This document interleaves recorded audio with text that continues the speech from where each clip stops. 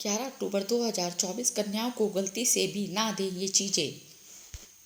इस साल कन्या पूजा 10 या 11 अक्टूबर की है। माता रानी की भक्ति और उपासना के द्वारा जीवन में आने वाली कठिनाइयों का समाधान होता है और हर कार्य में सफलता प्राप्त होती है। इस दौरान माँ दुर्गा के 9 रूपों की पूजा के साथ साथ कन्या पूजन भी किया जाता है। मान्यता है कि कन्या जिमाने से जीवन में भय, विघ्न और शत्रुओं का नाश होता है और समाज में भी नारी शक्ति को सम्मान मिलता है।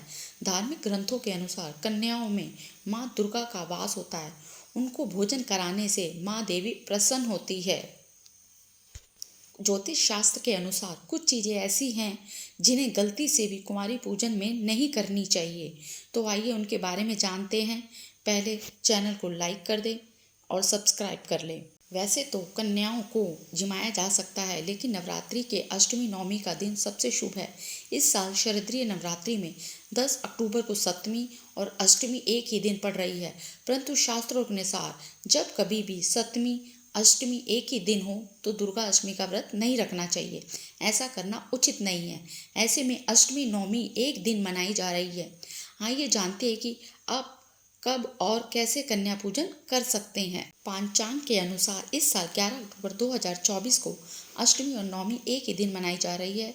ऐसे में आप 11 अक्टूबर को महागौरी और देवी सिद्धिदात्री की पूजा भी कर सकते हैं। इस दौरान अष्टमी को कन्या पूजन करने वाले लोग 11 अक्टूबर 2024 को दोपहर 12:06 तक कन्या खिला सकते हैं। इसके बाद नौमी तिथि लग जाएगी। ऐसे में दोपहर 12:06 के बाद से नौमी के दिन व्रत का पालन करने वाले लोग कन्या पूजन कर सकते हैं। नवरात्रि में कन्याओं का पूजन करने के लिए सबसे पहले जल से उनके पैर धोएं, फिर साफ आसन पर उन्हें बैठाएं।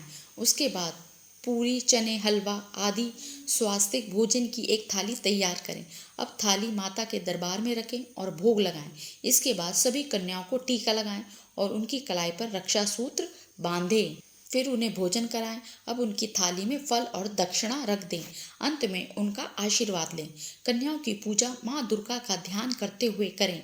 जिस स्थान पर कन्या पूजन करना हो उसे गंदा ना रखें, इससे देवी माँ नाराज हो सकती है। कन्याओं को भूल से भी डांटे नहीं और ना ही ऊंची आवाज में बात करें। कन्याओं को आते ही उन्हें तुरंत आसन पर आपको नहीं बैठाना चाहिए, पहले उनका हार्दिक स्वागत करना चाहिए। पूजा में तामसिक चीजों को शामिल नहीं करना चाहिए।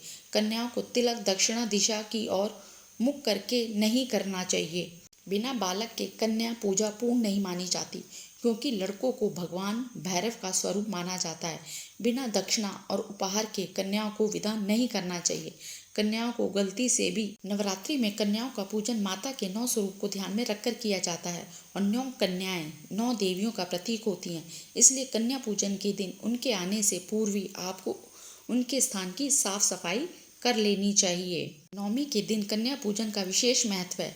9 कन्याओं को देवी दुर्गा का रूप मानकर उन्हें भोजन कराना और उपहार देना पुण्यकारी माना जाता है। कन्या पूजन के दौरान उन्हें हलवा, पूरी, चने का प्रसाद दिया जाता है। इससे माता दुर्गा प्रसन्न होती है और घर में सुख समृद्धि की प्राप्ति होती है। वीडियो को लाइक और शेयर जरूर करें। कमेंट में जय माता दी जरूर लिखें।